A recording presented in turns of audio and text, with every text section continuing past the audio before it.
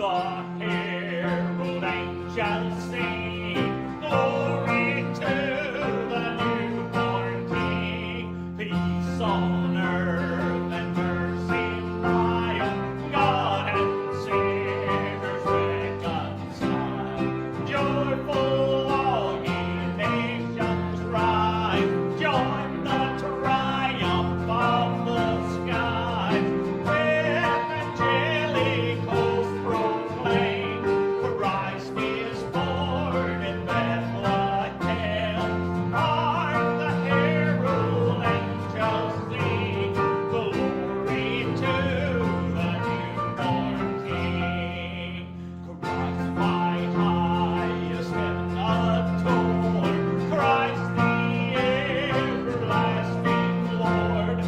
Late in time, behold him come, offspring of the Virgin's womb. Veiled in flesh, the Godhead sing, hail incarnate deity.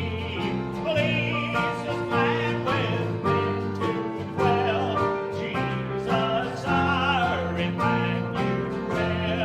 Hark the herald angels sing, glory to the newborn King.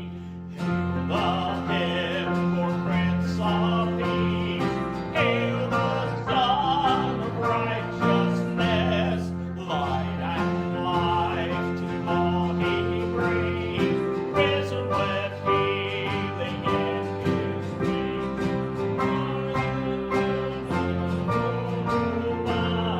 Born that man no more may die, born to raise the sons of earth, born to give them second birth.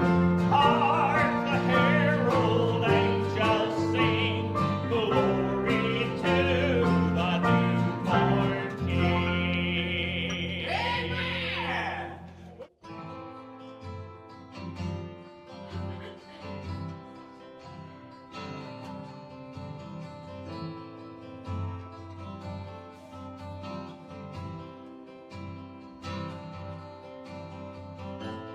When I'm feeling all alone, with so far to go, the signs are nowhere on this road, guiding me home. When the night is closing in, it's falling on my skin. Oh God, will you come close? Light, light, light up the sky, you light up the sky, show me you are with me.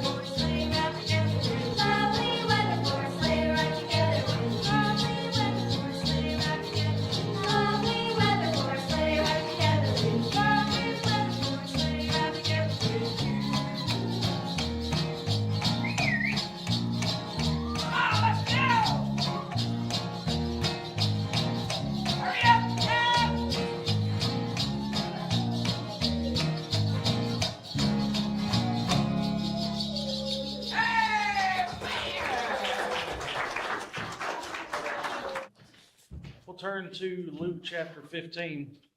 Title of today's message is Dismiss the Distraction. I'm going to have to do that again. The title of today's message is Dismiss the Distraction. We've got Christmas coming up this week, and I'm sure for y'all it has been the same for me, that even before the Christmas, I've had people asking me for the past couple weeks, are you looking forward to Christmas? And my answer has been, I'm looking forward to it being over.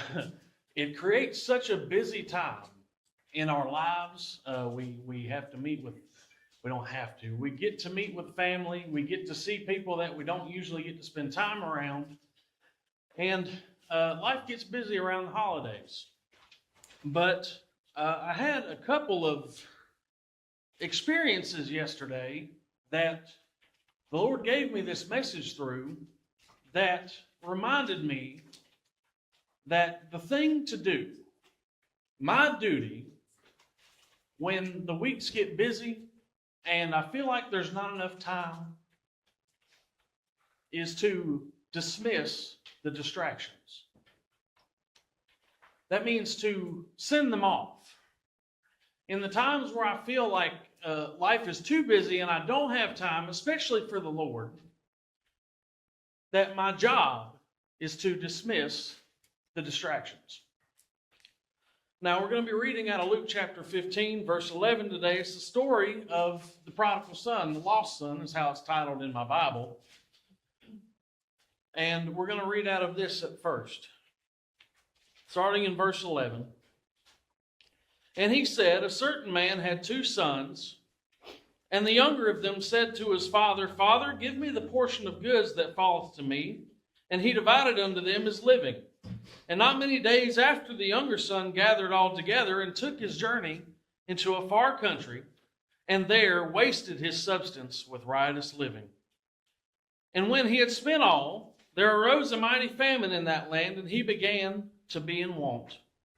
And he went and joined himself to a citizen of that country, and he sent him into his fields to feed swine. So the son, he asked for his inheritance from his father. He took it to this other land and completely wasted it to the point to where he found himself where he had nothing left.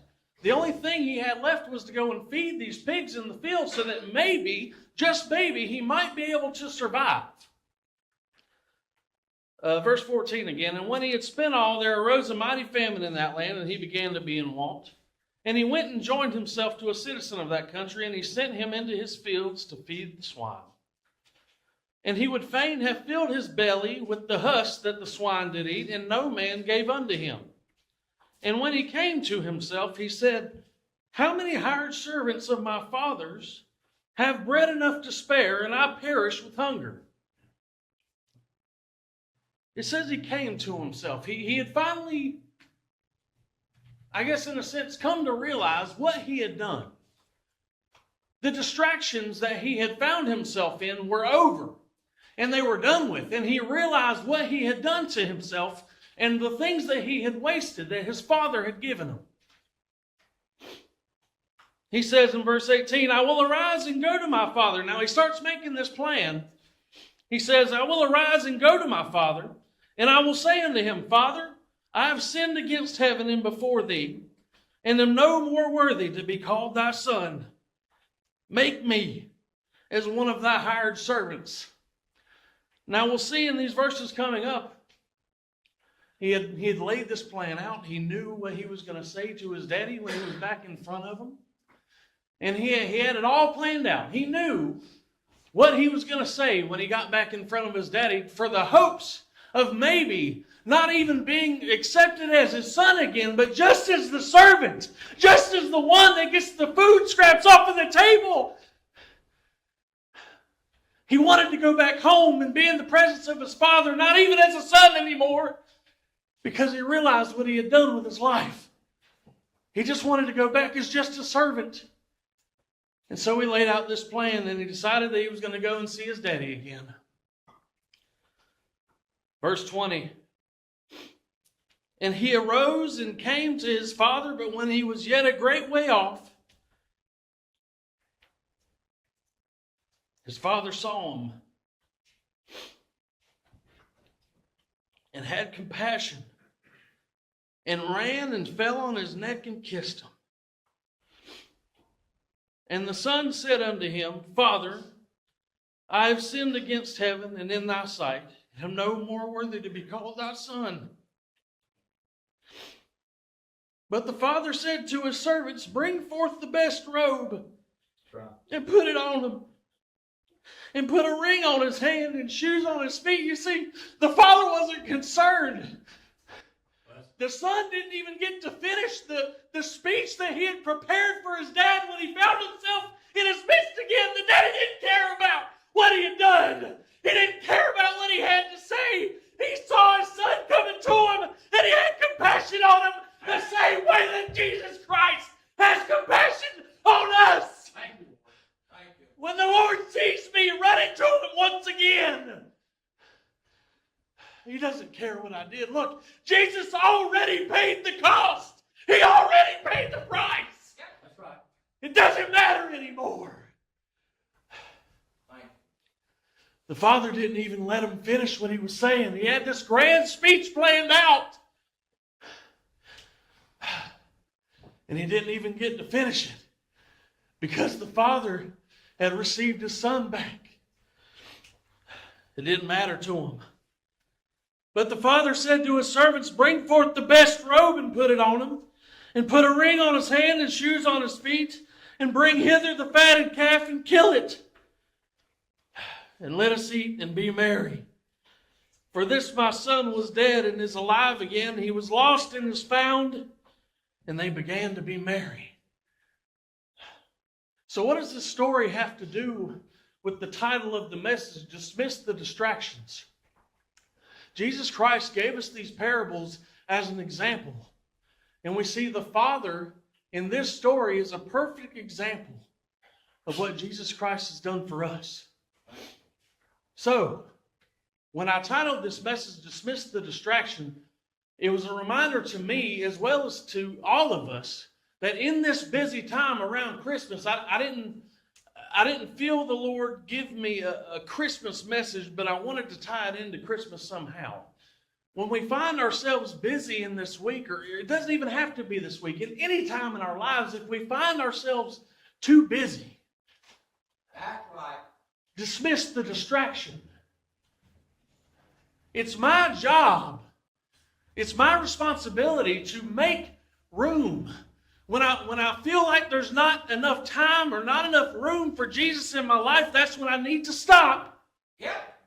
That's when I need to stop and dismiss the distractions in life. Because that's what they'll do to us. You see, the Father didn't let the Son finish the sentence. It didn't matter what else he had to say. He dismissed anything else he was going to say and put the best robe on him and put the shoes on his feet and forgave him and showed him compassion. It didn't matter.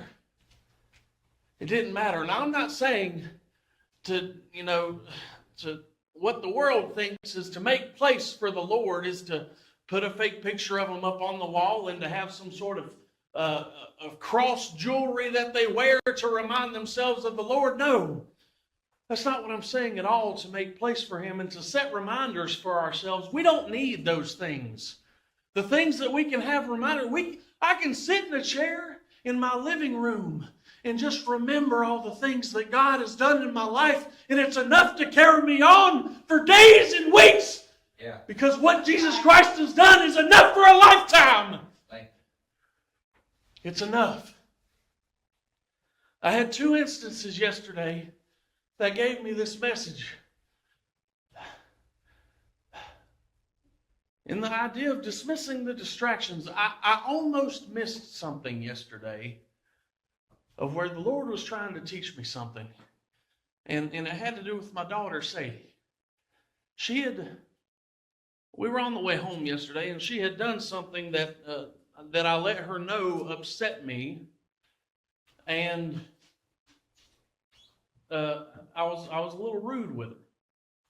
And we get home, and I'm minding my own business, and I'm not thinking anything about it. Well, I'm sitting there, I'm just watching TV, and here she walks up to me. She walks up to me with something as simple as just a little Reese cup. Hey, man. Now, she knows I love Reese cups, and at first I took it because I didn't realize what was going on. And then a few more minutes goes by, and she brings me this picture that she had made, and it says, "I love Daddy" on the top of it. And as I'm sitting there holding that picture, I'm realizing what's happening. She's trying to, in her own way, to tell me she's sorry for what she did. And in that moment, I realized that I had almost missed it. I had almost been distracted enough to not reflect what Jesus had done for me to my daughter. And I gave that picture back to her, and I said, "Thank you." And I gave that piece of candy back to her. And I said, "Honey, I don't need you to give me these things. I don't need gifts for me to love you. I love you anyway. Because that's what the Lord did for me. It didn't matter whether I had anything to offer the Lord or if I didn't, because I don't.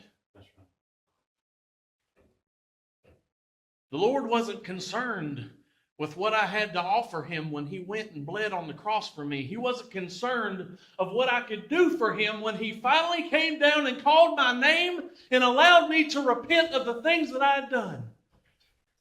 He didn't require anything of me. He knew that he loved me enough to do it all for me. The same way the Father didn't let his Son finish the speech that he had created to try to get his way back into his Father, at least to be a servant. The Father didn't let the Son finish.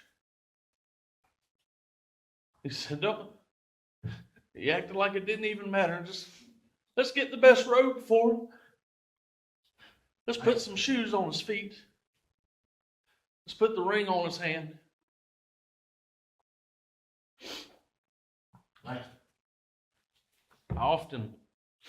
I ran into a guy also yesterday at the mall.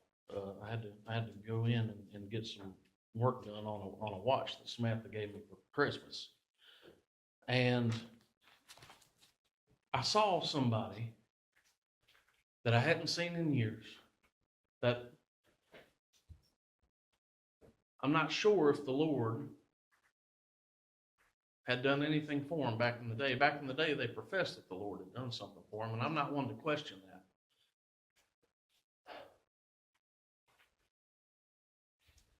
Number one, because I know what Jesus does works, and I know it's enough. But these distractions, they're all just distractions. Yeah. Anything other than Jesus Christ and anything that doesn't give place to flourish and to grow our relationship with Him, whether it be in testimony or in reading, anything outside of that is a distraction. That's right. Now, if the Lord did do something for this guy, he's gotten awful distracted. And I pray the Lord will allow him that compassion that father showed to his son one day. Now, I've gotten distracted many, many times, but the Lord's never let me go that far. And that's the danger, isn't it? That's right. That's the danger, that when those distractions get a hold of me too much, I could end up in a place where you folks don't know for sure if God has done something in my life or not. And that's a place that I never planned to end up. By dismissing the distractions. By telling them to go. The distractions of this life do not have to hold me. They don't have control over me whatsoever. That's right. Jesus Christ has given us the privilege to where we don't have to serve that old master anymore. I used to have to. I used to have to listen to my flesh. I didn't have an option. But when Jesus Christ had compassion on me, I was finally able and more than willing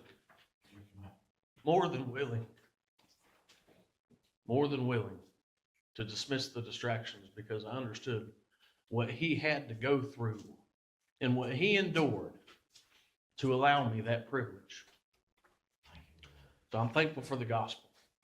I hope you'll join me this week in increasing the dismissal of the distractions of this life. Man. And giving more place to the Lord. Especially when I feel like there's not enough time. When I feel like there's not enough time to get it done, that's when I need to get it done. That's when I need to drop what I'm doing. I need to stop whatever I'm doing at that moment, and I need to either get in His Word, or I need to think on the things that He's already done for me. So that as I go forward from that moment, my mind and my heart will be fixed on Him, so that I can be an example of what He's done in my life to the folks around me. The same way that the Father in the story of the lost son was a representation of the Lord. I hope to be the same reflection. I thank the Lord for what He's done. Man. The harder I ran, the closer you came. And if I got what I deserve, I would not live one more day. But instead, you gave your life. Instead, you suffered and bled. I deserve the very worst, but